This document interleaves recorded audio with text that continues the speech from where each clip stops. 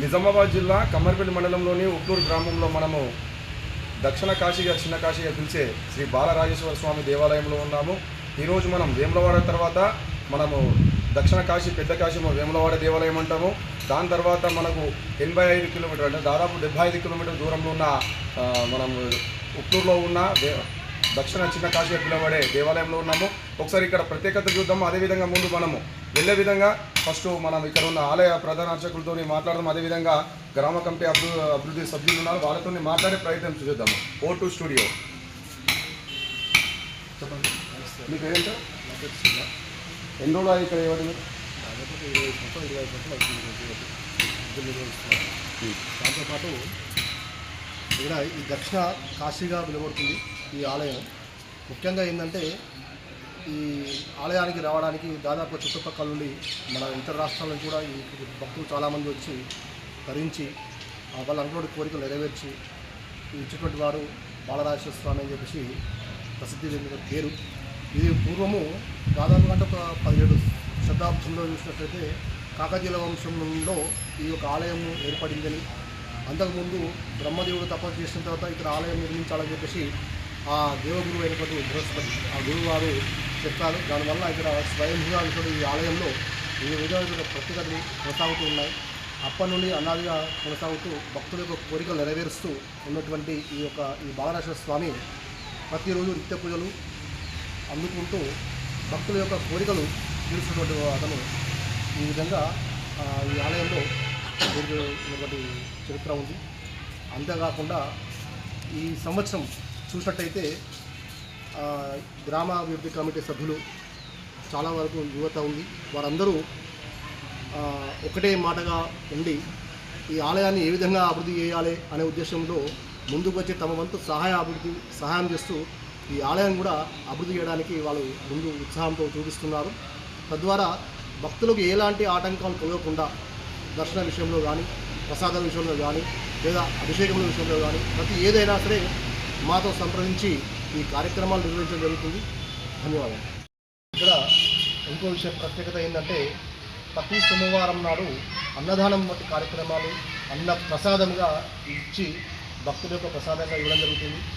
అంతేకాకుండా ముఖ్యంగా ఈ శివరాత్రి మరుసటి రోజున అన్నపూజ కార్యక్రమం నిర్వహించి గ్రామాభివృద్ధి కమిటీ ఆధ్వర్యం లోపల స్వామివారి యొక్క ప్రసాదంగా అంటే ఆ రోజు శివరాత్రి రోజున అందరూ నిదానంగా ఉండి రాత్రి అంతా జాగరణ చేస్తూ కరణ శివనామ సంకీర్తనతో ఆలయం మొత్తం ప్రాంగణం మొత్తం మారుమవుతుంది.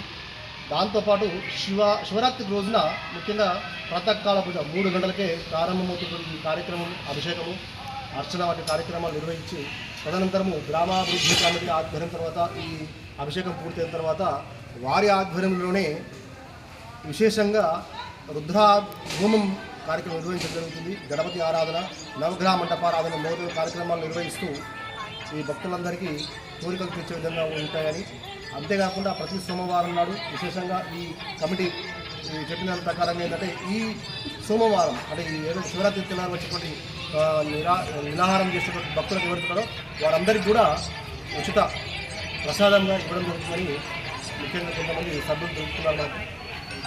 అదేవిధంగా గ్రామాభివృద్ధి కమిటీ సభ్యులతో మాట్లాడే ప్రయత్నం చేద్దాం. నమస్తే. ఇప్పుడు మా ఉట్లూరు గ్రామంలో శ్రీ బాలరాజేశ్వర స్వామి దేవాలయం యొక్క మహాశివరాత్రి యాత్ర చాలా వైభవంగా జరుగుతుంది. ఇక్కడికి మా యొక్క గ్రామంతో పాటు ఇక్కడ ఉన్న చుట్టుపక్కల 3-4 జిల్లాలతో పాటు పక్కన ఉన్న మహారాష్ట్ర నుంచి కూడా చాలామంది భక్తులు వస్తారు. ఎందుకంటే ఇక్కడ చాలా నమ్మకమైన దేవుడు.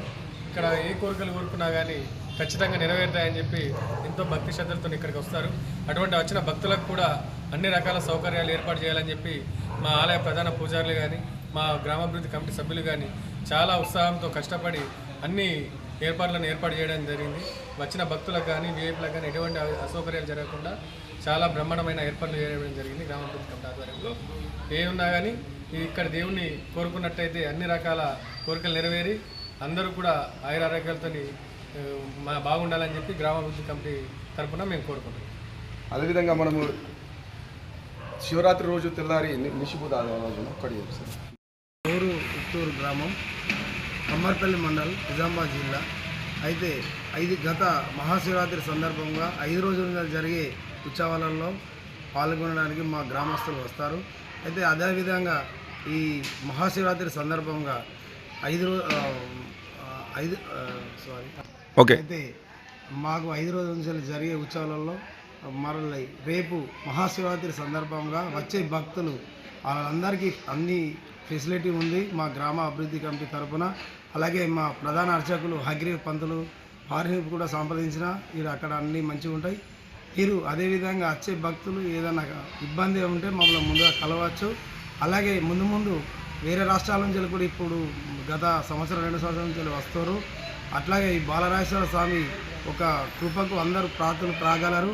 అట్లాగే కోరింది కొంగు బంగారమై ఈ బాలరాజేశ్వర స్వామి ఇక్కడ కొలువైనడు కావున వాళ్ళన్నీ అనుకున్నది జరుగుతుంది.